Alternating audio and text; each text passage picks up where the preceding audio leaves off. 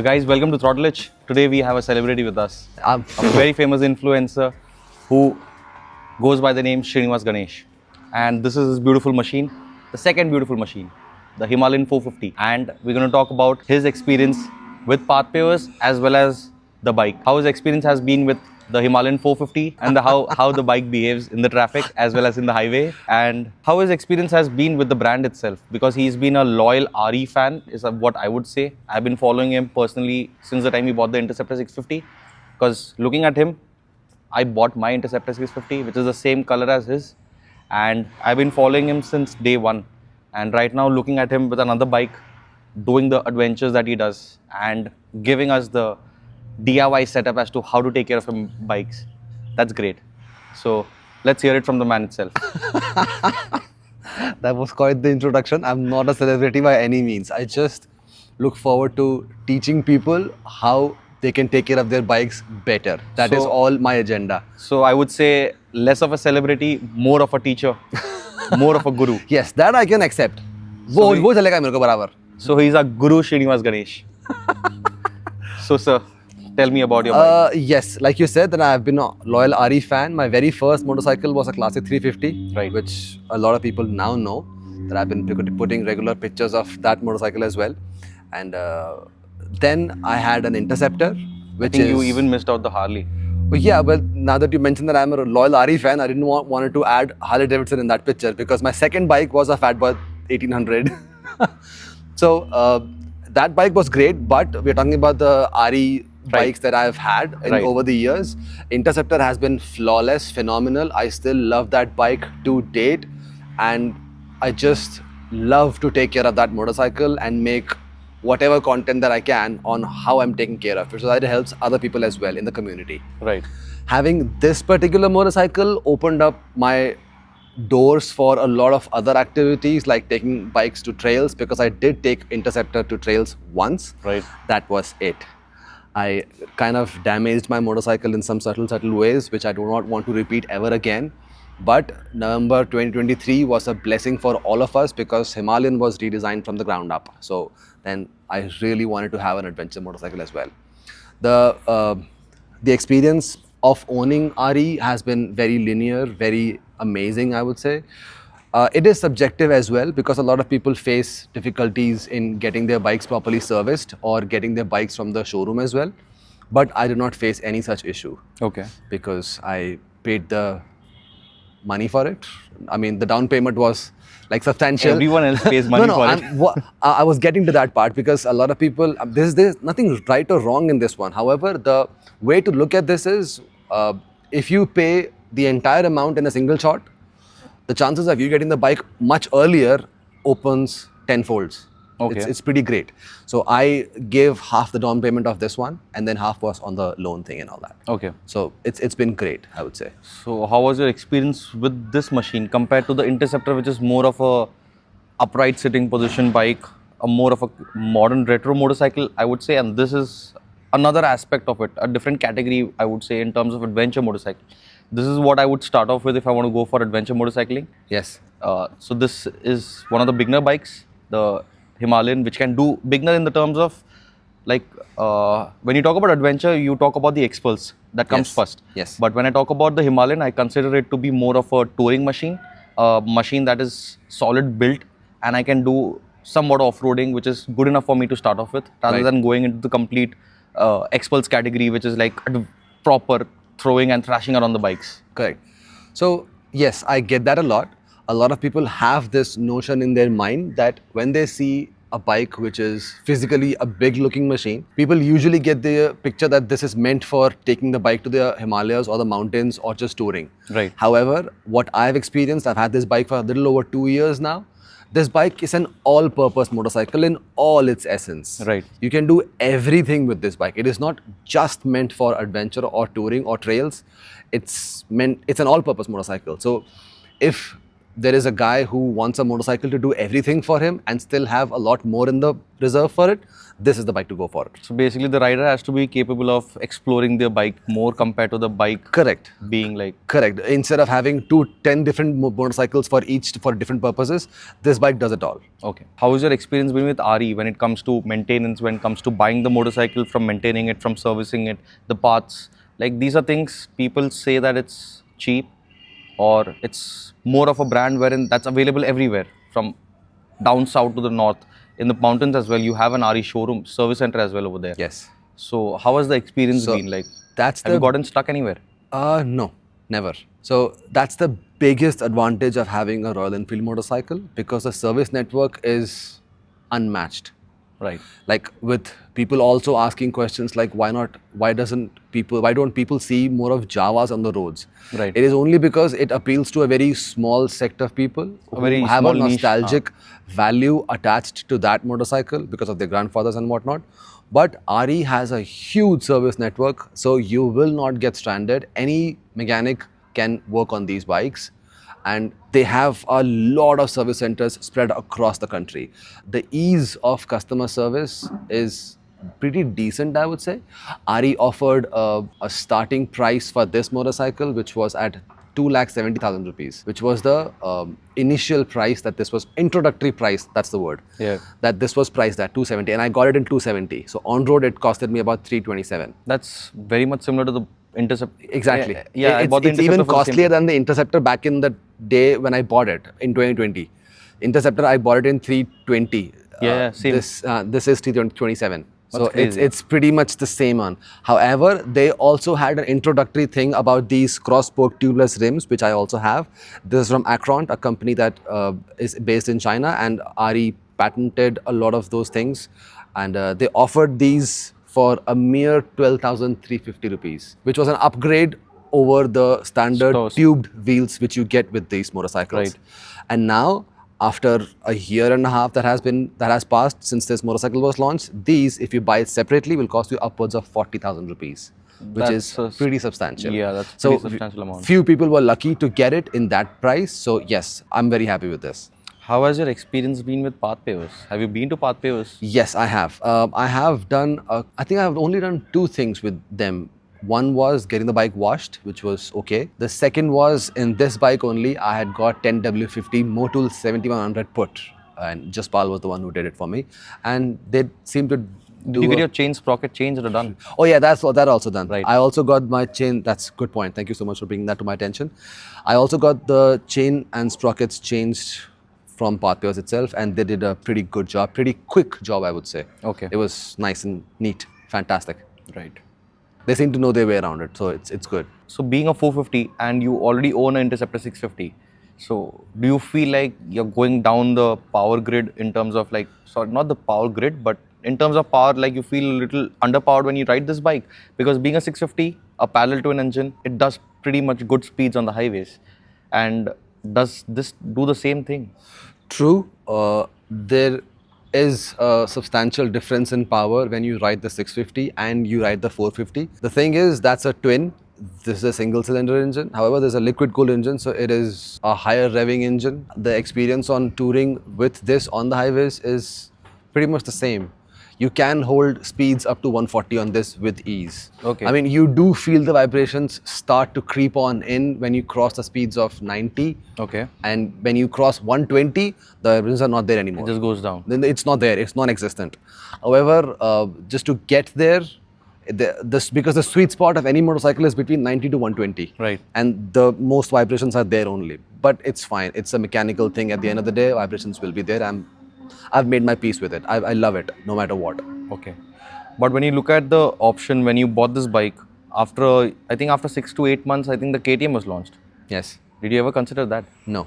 And This was a straight no. Yes, because this was a very calculated thing for me, because primarily I knew that I wanted to go to Ladakh because I've done Spiti on Interceptor. Right. It is very much capable of doing that. But I wanted to go see Ladakh as well, and I really wanted to see that on an adventure motorcycle, I would say. This one fits the bill. It's a city and an adventure motorcycle all itself. But and because RE has a big service network, even in Ladakh, That's the main reason I considered RE over KTM. There's nothing wrong with KTM. I've test drove KTM also. I've also, because our group went to Ladakh, one or two of them had KTMs. I rode KTMs on Ladakh roads and off roads as well. It's a great machine to have. But this one is slightly better than that. This is my personal opinion. It is. Don't shoot me because of what I'm saying, but it's a normal thing. And yeah, this is slightly better than, even though that has adjustable suspensions, that has a lot of tech to it. And this one also has tech, not that much though, but only the ones that you need will be there. Yeah. That one is loaded with tech. There are adjustable suspensions. You've got cruise control, man. You've got cruise control. You don't have any of those in here. However, the stock setting on the front suspension in this is unmatched. Yeah, it's beautiful. I've taken this I've taken this personally on the trails. Yep. It performs well. Correct. So it's like a great machine. It's got a good set of tires as well that comes along with it. Yes. Oh, yes. Speaking about tires, I've also changed the stock tires to, again, stock size only and stock brand only, but they are cheap. Yeah, that 5,500 rupees for a set. That's damn cheap. That's a killer deal that you can't get that anywhere. And plus, you can do more than 17,000 kilometers on these tires. So you don't need anything else. That's my main reason to go with RE, because it's cheap. But one thing I noticed is that you went back to the stock seats. You had the rally seats. Yes. So, like you said in the beginning of the video, that I do create content around it. It is purely for content creation purposes. I wanted to shoot a video of this seat. That's why I put this seat. But I don't like this seat at all. Seat is something which I didn't like in REs, because when Interceptor was launched, the stock seat in that motorcycle is horrible. I agree to it. If you buy an Interceptor in 2026, just take the stock seat out and throw it in the trash. You don't need it. But you have to ride with the seat. So of course, give you another option. Of course, you have to ride the seat. Go for a touring seat or a bench seat or a deluxe touring seat or a trip machine seat. That's what it is. Go for the other seats, but the one that the company provides you as a stock, it's bad. Correct. Even in this one, you constantly feel whenever you hit the brakes that you're sliding on, your family jewels are in. Peril, I would say. Are there any dents here? No. And the good thing about RE is also that it does a lot of R&D. Other brands also do it, but so far my experience of having that, this came with a different side stand.